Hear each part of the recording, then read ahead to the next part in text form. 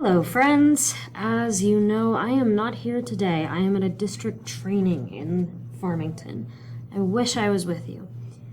Today, though, even though I'm not here, I would like to show you around the platform that you're going to be using in a lot of your classes this school year, which is Summit Learning. So, you should at this point be logged onto your computer, and you should have gone to summitlearning.org. You can sign in there with your Microsoft credentials, and there should be a video that you were prompted to watch. Your screen should at this point look like mine. If that is not the case, then pause for a minute and get signed in if you can. If you're having tech problems, then just go ahead and watch this anyway so you can get the information, and we'll get it sorted out when I get back.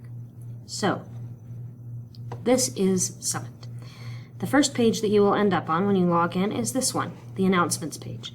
Here you can see announcements from your teachers and from the administrators at our school. So you should be able to see one like this that says, "Welcome Norseman," from Ms. Thompson, our principal here at North Davis.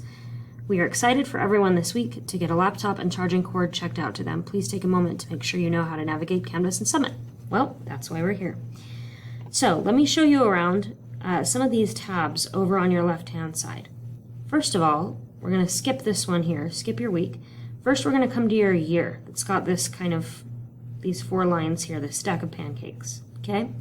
Click on your pancakes, and it's going to take you to a screen that looks like this. Now, mine is only connected to the classes that I teach. So all you'll see for me is Honors English and my History of Mystery class, but for you, you should be able to see your science and math classes here as well. There's a couple of different categories of assignments that you'll see here under each class. So you can look at my honors class for an example. First of all, we have projects. Projects are worth 70% of your grade in Summit. This is the main thing that we do. Essentially, as teachers, we are going to teach you a skill, and the project is going to be how you show us you have the skill. In your math classes, it's a little different. They're called math units there. Let me show you what a project looks like. I'm going to click here on my cultural narratives. You won't have this yet because I haven't assigned it to you, but this will still give you a sense for what it's going to look like. So in the project, I have several checkpoints. Checkpoints are the things that you do in order to be prepared to turn in a project. So, for example, in order to turn in my narrative final draft, I'll need to do an outline and I'll need to do a draft. And then when I've done those things, then I can turn in my final. We'll talk more about this in class. I'm just giving you the general information, okay? I also want to tell you about these colors. If you see a checkpoint in Summit that is green, that means you've submitted it, it looks like it should, you're showing the right skills, you've done what your teachers asked, you're good to go. Green for go. Now you can move on to the next step. If a checkpoint is yellow, that means there's something that your teacher wants you to look at. Pause, go check your teacher's feedback, fix whatever you need to do, and then submit it again. I'll show you how to do that in class later as well, because you don't have to yet. I'm just teaching you what it looks like right now. If it's red, that means something is wrong. Not just mostly right, but I need to check, but like redo, fix this. You're not showing the skills that you need for the grade level. Something's off here. This one, if it's just gray or if it's this sort of blue color that you see in Summit, that means it's not done yet. Still missing, you need to finish it. Okay, so that's what those mean. Red, red's down here. I know colors. Green, go.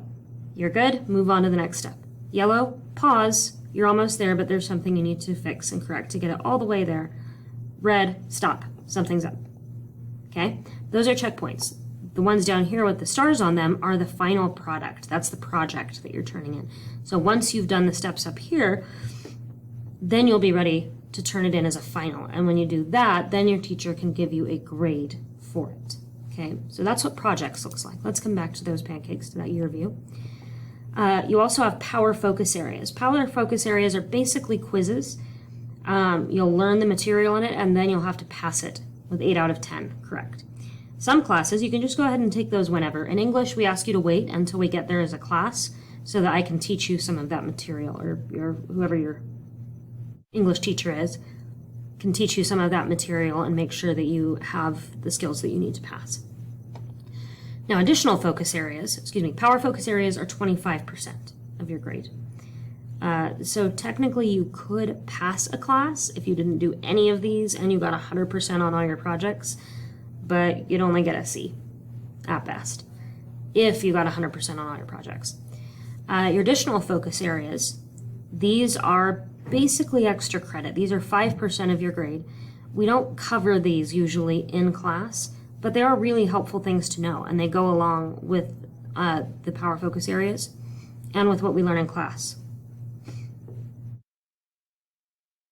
So I would highly recommend doing them because that gives you a little bit of extra that you can do. You can see in my mystery class, I've done something a little bit different. There's only one power focus area and it's a book talk, and for that extra credit, they can do some extra books. But for English, for most classes, there's going to be more than that. You'll need to pass with 8 out of 10. If you do not pass, then you will need to take notes on the content and show those to me or to your teacher in order to be able to try it again, okay? I'll show you on this one. I've already passed this one, so it's bumped it to the front for me, so mine might be in a different order. But in this, you'll see for each objective, there's a bunch of different resources. This one's a video, this one's a website. So I can go study those things if I need to work on it. And then I can hit request here to say, hey, I'm ready to go. And I, as your teacher, will go ahead and approve that for you if you've shown me notes if you need to, if everything looks all set. Okay, so that's just kind of a little overview of what you'll see in your year review. You're going to talk more about all of these different things and how they work in each of your classes, so don't feel like you have to understand all of it right this instant. If you're feeling a little overwhelmed or a little confused, that's okay. I'm going to show you 2 other things over here really quick. First of all is your progress section. This is somewhere that you can check your grade. Your grade in a class will appear right here once you have it. You'll be able to see if you have if your grade is low, if projects or power focus areas is the main issue, and you'll be able to see how you're doing on different skills in the class, like point of view, or this is English, of course, theme and central idea, oral presentation, argumentative claim, that kind of thing. So I'll show you more of that later once we've actually got some grades in place, but just so you know, that's somewhere you can look. So last but not least, I want you to go to the week view. Your week view is essentially a planner. This is something that you can use to keep track of what you're doing during the week, okay? You should have all of your summit classes here. Mine, again, just has my English classes. We are going to use this page every day in mentoring class. When you first come, you're going to come here and set a goal for what you are doing with your class time today. So I want you to try this, okay? I'm going to show you how first, and then I'm going to have you try it. So let's say I want to set a goal for English class. By the way, you might say, but Miss Pullen, I want to work on something for art or for my theater class, and that there's not a summit class for that. That's okay. You can just go ahead and set that goal in English, and then I'll be able to see it. Okay, just put that in the English section. So I'm going to add a goal. Let's say that I want to work on, here, let me look. Well, I can see that I've got green on lots of things, but ooh, this cultural narratives is red, right? I looked at those checkpoints. So it looks like there's something I need to correct on my outline, and I definitely haven't done my draft yet. So come to my week view, I'll put add goal, and I could just put correct narrative outline here, and that would be fine. I could just hit create goal and be done. I can also actually choose it from this list. There's cultural narratives. That's the project it's going with, so it's linked right there. And then I'll put, I've already got it. Correct narrative outline, create goal. Done. I can also add a plan to do this if I want. I could say, let's see, I've got add to my notes, ask for feedback from my teacher, ask for support from my teacher, ask a peer to explain and model the skill, can ask a fellow student for help, attend a workshop, go to office hours, that's like after school time, practice the skill with others, review feedback on checkpoints. Well, I definitely need to do that. I need to review whatever feedback my teacher left me. And maybe I'll ask for support from my teacher to make sure I understand what they want me to do. And I can hit close. When I have done one of those things, I can check it off. Done. Or I could do that one at a time and say, I have reviewed feedback. but I haven't got support from my teacher yet. Okay? So, for today, I want you to add a goal. We're not going to do it with any certain project from a class. Just go ahead and do it in the English section so that I can see it. You are going to put learn how to, here, we'll just do learn about Summit. Just do learn about Summit, create goal. And then because you've watched this video and you've been here, go ahead and check it off. Just practice doing that for me, and that way I will know that you watched this video and that you did this while I was gone. Okay? Perfect. Now, one last fun fact for you. If you go and click on your little avatar, your little person down here, mine has this little book person because it's a mock student on Summit, so I can't really do something else with it. But if you look over here and click on your name next to it, you will see something here that says edit avatar. And you can change what your avatar looks like.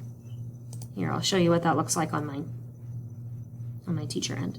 So if I click on my name, I can say edit avatar, and it will pull it up here, and I can change what I look like and change the color of my outfit. So at this time, if you would like to, go ahead and change what your avatar looks like. Make them your own, and go ahead and explore a little bit in here. Check out the year view, see what you're going to be doing for the rest of the school year.